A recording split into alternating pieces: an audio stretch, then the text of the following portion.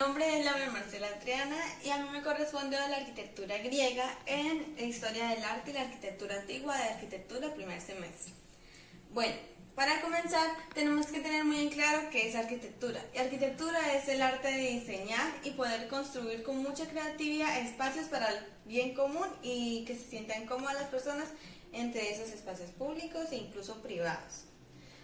Bueno, ya empezando con la arquitectura griega podemos ver características. Aquí, la primera sería arquitectura monumental con proporciones humanas. ¿Qué quiere decir? Todos estos edificios estaban siendo formados por personas y para personas, por los hombres para los hombres. Aunque claro está que los edificios de los templos que ellos mismos creaban eran dirigidos hacia los dioses, pero la verdad era que era para un uso humano y para unos sacrificios, obviamente. Es adintelada. ¿Adintelada qué es? Que siempre en la arquitectura griega vamos a encontrar unas columnas o unas vigas sujetando una parte recta y nunca vamos a encontrar un arco o una bóveda, nunca.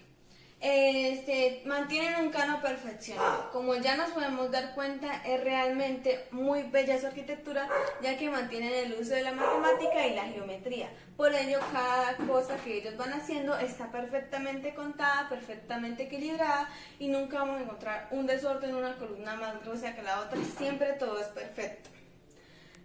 Su material principal, esto es algo muy curioso, ellos usaban el mármol como material principal ya que era muy fácil de pintar y usar.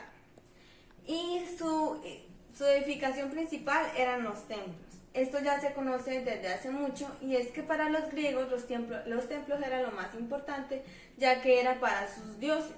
Aquí en estos templos podrían guardar todos los materiales y los tesoros que escondía esta ciudad e incluso podían dar su veneración y sacrificios.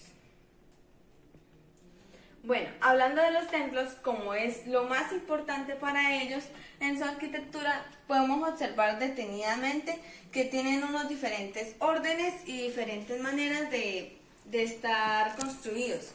Estos órdenes son 5 o 6 y se dividen los más importantes en el dórico, jónico y corintio. La verdad son más que han transcurrido con el tiempo por estar cambiando y distinguirse por distintas cosas. Para comenzar, el dórico. El dórico, como se puede observar, tiene cierta pesadez y es inspiración de que da mucho poder. Algo que lo diferencia del dórico de estos dos es que el dórico no tiene basa, él no tiene basa. Enseguida comienza desde el estribillo. Y ya para hablar del jónico, él realmente es más delgado, como se puede notar, da una apariencia más ligera a la vista. Y él sí tiene su basa, como aquí también maneja una basa. Una característica que se puede apreciar es que el orden dórico maneja un carácter de estriado y esto estriado acalambrado, y el jónico maneja unos ángulos que a pesar de ser delgados nunca se juntan. Se puede observar que estas partes no se juntan, no se conforman líneas, sino que de verdad se mantiene su espacio. Y el corintio es igualmente. Ya hablando del corintio, el jónico. El jónico mantiene en su corona algo muy distintivo que se llaman volutas. Son estos pequeños espirales que se encuentran en la parte de su corona. Por ello son más distinguidos. Ya el corintio es más la belleza. No es tanto el orden, no es tanto el poder. Es belleza, simplemente belleza. Ellos manejan una basa y un cuerpo igual como el del jónico, pero el corintio maneja una corona muy detallada. ¿Esto qué simboliza? Ellos tienen unas pequeñas volutas con unas hojas muy naturales saliendo de ella. Esto la verdad lo hicieron con la intención de tener una igualdad entre naturaleza y ser humano, para estar un poco más cerca de la naturaleza y de así la divinidad. Bueno, ya ahora más a fondo entre las columnas de orden, podemos observar que el orden dórico realmente en su plataforma, realmente, como ya habíamos dicho, el orden jónico mantiene su base, pero el orden dórico ya no tiene base.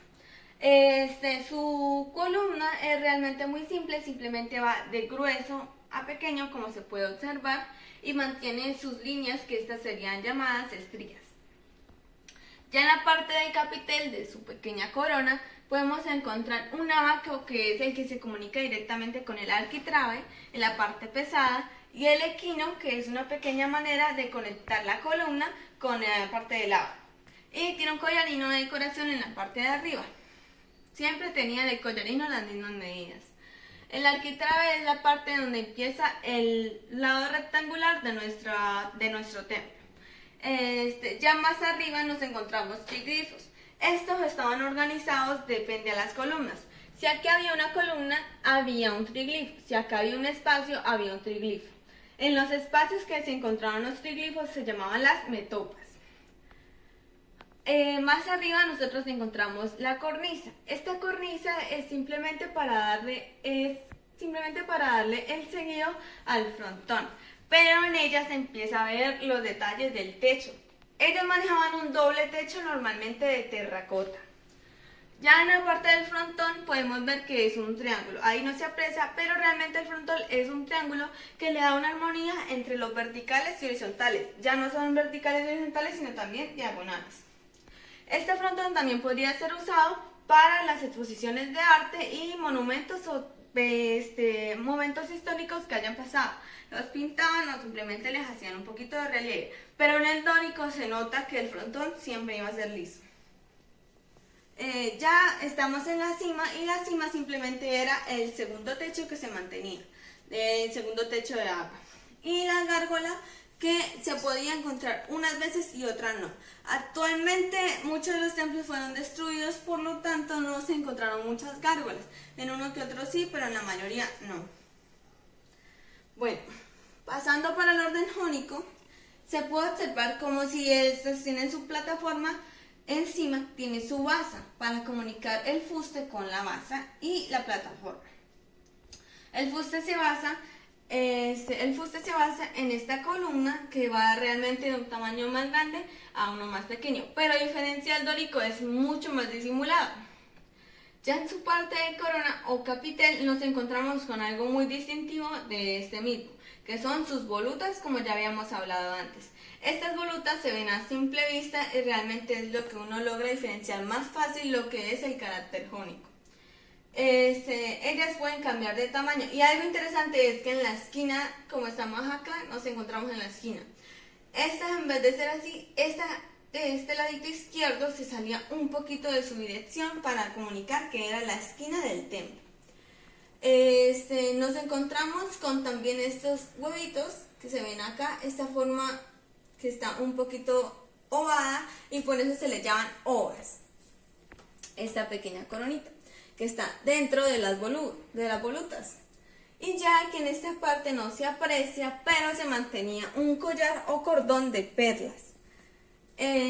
Más arriba nos encontramos con el arquitrabe, que es diferente al dórico. Este tiene 3 plantas.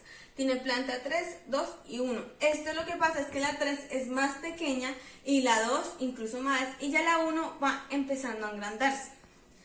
El friso, como podemos observar, a diferencia del dórico, es realmente liso. Lo que pasa es que aquí no se colocaban triglifos, pero sí se colocaban momentos históricos, como ya se había dicho, o maneras de comunicarle a las personas. Como vamos a ver seguidamente, hay una parte donde al pueblo se le comunica con este friso por medio del relieve que Zeus, Atenas y Poseidón lo están apoyando en la batalla. Más arriba nos encontramos la cornisa, como ya vimos en el dórico, y realmente esta parte es lo mismo, aunque en el frontón sí se caracterizaban los del orden jónico por realizar más decoraciones y más pinturas. Y ya está la acrotera, que ya no es una gárgola, sino una acrotera. Esta acrotera podrían ser hojas o bien animales míticos. Ahora el orden corintio. El orden corintio es muy parecido realmente al orden jónico. Yo quiero que ustedes lo aprecien. Este orden es realmente parecido a este. Lo que lo diferencia, lógicamente, es lo que se ve más, que sería su capitel o corona, que realmente tiene demasiada belleza y mucho encanto. Pues vamos a repasar esto rápidamente, ya que es casi lo mismo. El esterobato y estilobato, que sería la plataforma, comunica con la basa. Realmente esto es lo mismo, la basa con su toro, que sería la parte ancha, y la escocia.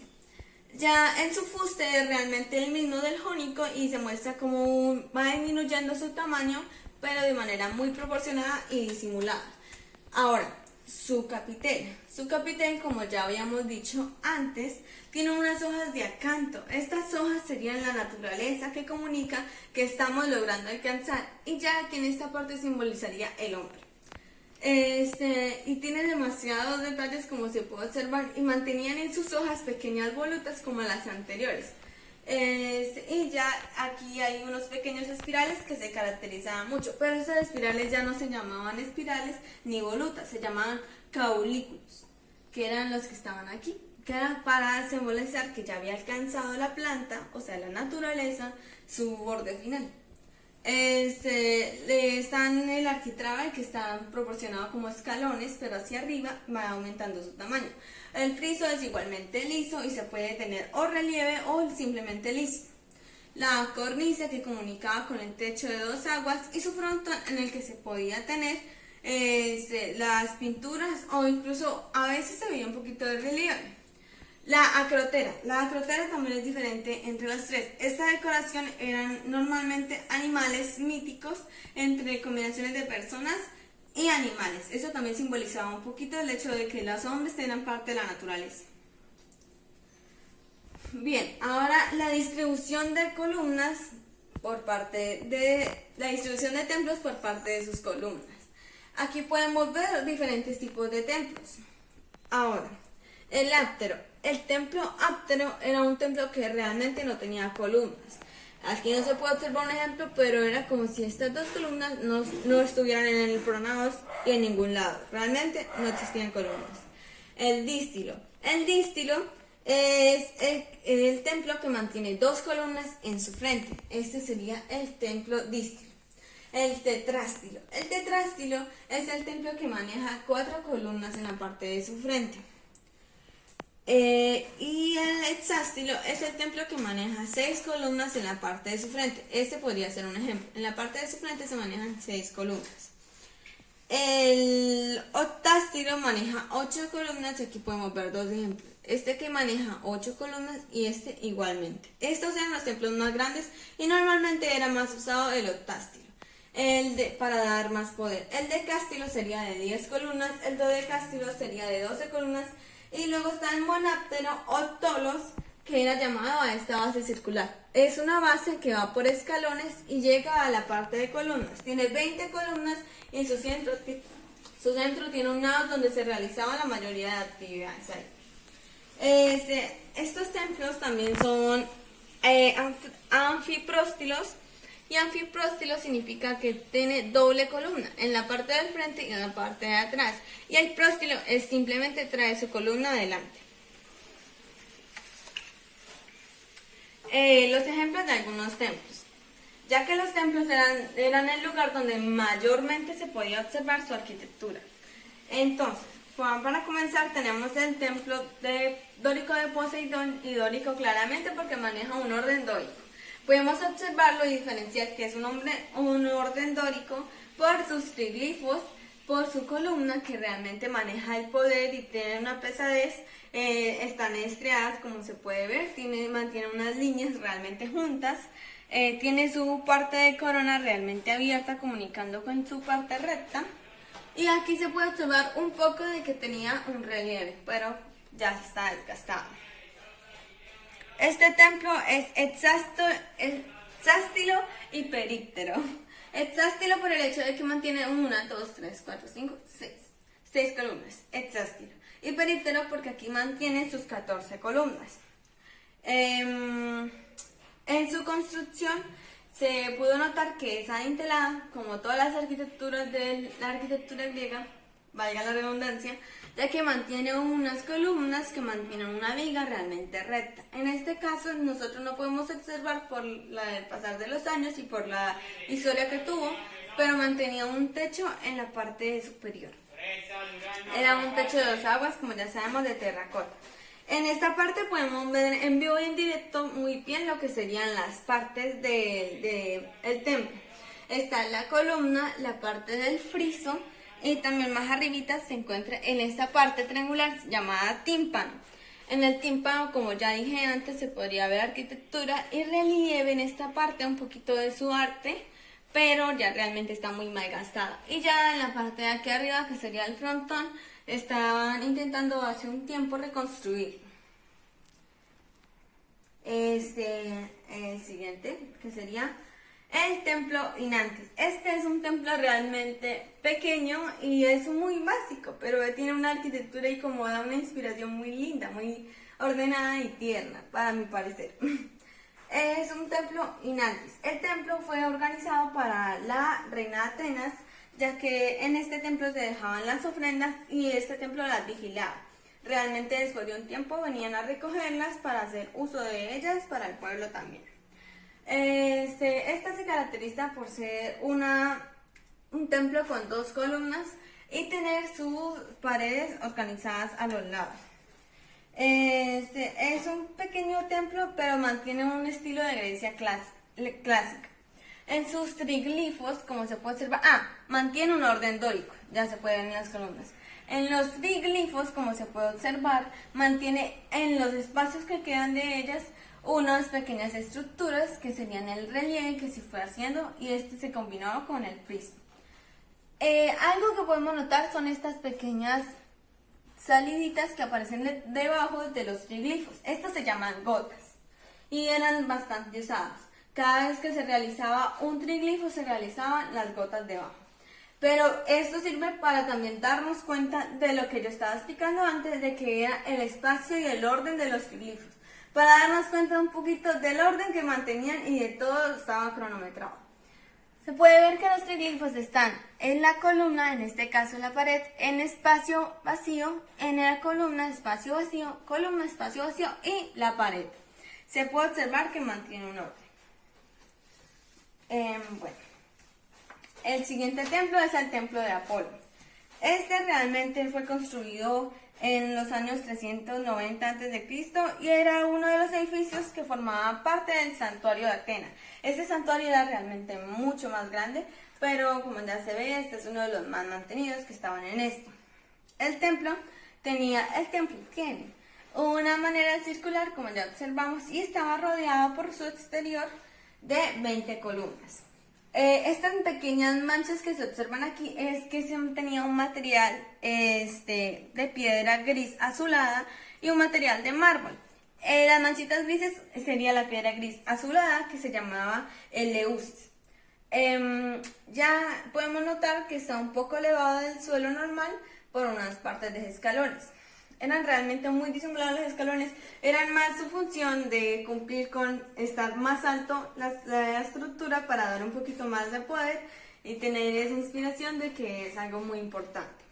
En su centro nos encontramos con un pequeño círculo y era aquí donde se realizaban rituales y diferentes actividades del mismo. La Acrópolis de Atenas. Esta Acrópolis se considera como una de las más importantes demostraciones de arquitectura y de la cultura griega. ¿Por qué? Pues muy sencillo.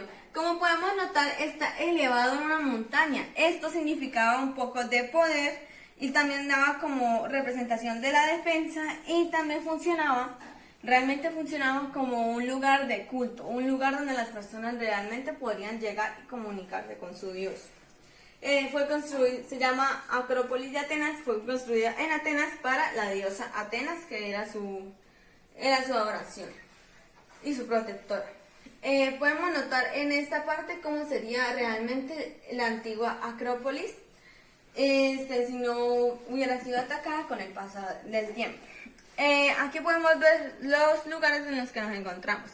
Al comenzar podemos ver las escaleras que nos dirigían directamente al propilio. ¿El propilio qué era? Un propilio es la parte de entrada de toda una acrópolis. Está llena de columnas y da algo de orden, entonces siempre tenía que pasar por ahí para poder encontrarse con el resto del conjunto. En la segunda nos encontramos con una pinacoteca que está al lado de la escalera.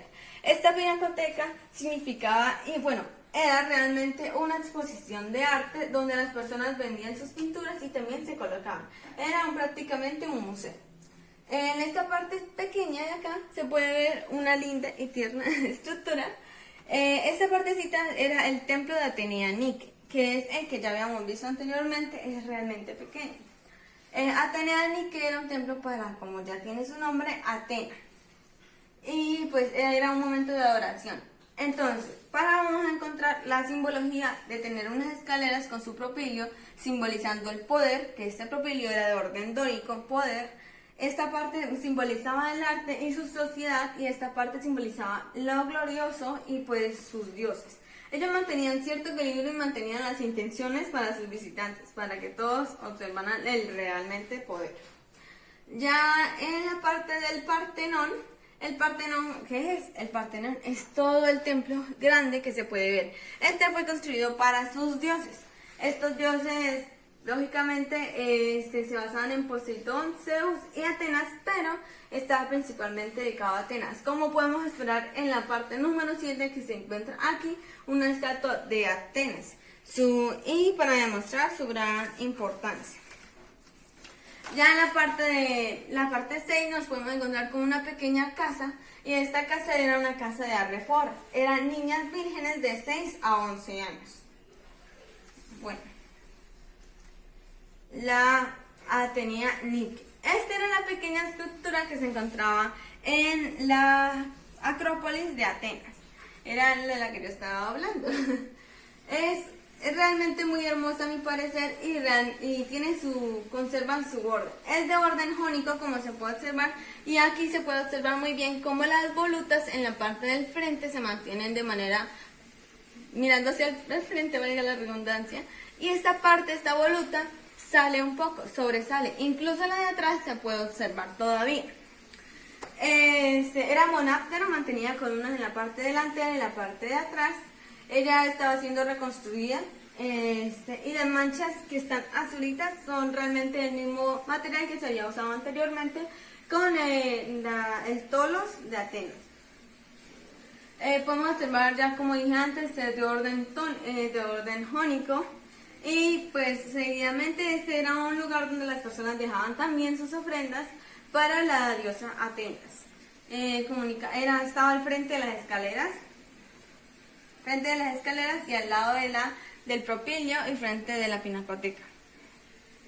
Bueno, ahora algo muy interesante es el hecho de que en esta parte del friso se encontraban unas estructuras, como se puede notar. Estas estructuras nos dan el ejemplo del orden jónico, con su belleza del relieve. Este relieve normalmente contaba historias. En este caso cuenta la batalla de los atenienses contra estos. Algo muy curioso es el hecho de que está Atenea, Zeus y Poseidón, y están las personas humanas con ellos. Lo que significa, o lo que daría a entender, es que ellos intentaban dar una moral por el tiempo de batalla con los que estaban en ese momento. Y Atenas estaba realmente en batalla con los persas, constantemente.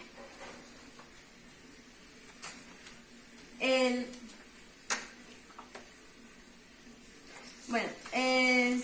Partenón. El Partenón es un templo y es uno de los principales templos de dóricos octosilo. ¿Por qué octosilo? Porque maneja 8 columnas en su parte frontal. Este mismo se puede manejar y tiene un material de mármol. Realmente está hecho completamente en mármol, pero sus tejas están realizadas en un mármol que no era muy acostumbrado. Pues es algo que sorprende, pero al ser un lugar tan grande, se decía que no se pudo encontrar más mármol, pero realmente no se sabe el verdadero significado de que su techo fuera totalmente diferente a como normalmente era.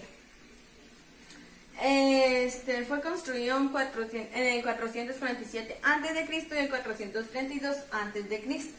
Se mantiene una reconstrucción y un estado como un monumento histórico, y realmente recibe muchos visitantes. Se encuentra todavía en Atenas y es parte también la Acrópolis de Atenas. Es muy hermoso, como pueden ser. Para hablar un poquito más de su historia, podemos ver la planta del Partenón, ya que nos identificamos un poco más. Podemos notar que están sus 8 columnas, y a este lado maneja el resto de sus columnas. Tiene 17 columnas laterales y tiene 8 columnas frontales.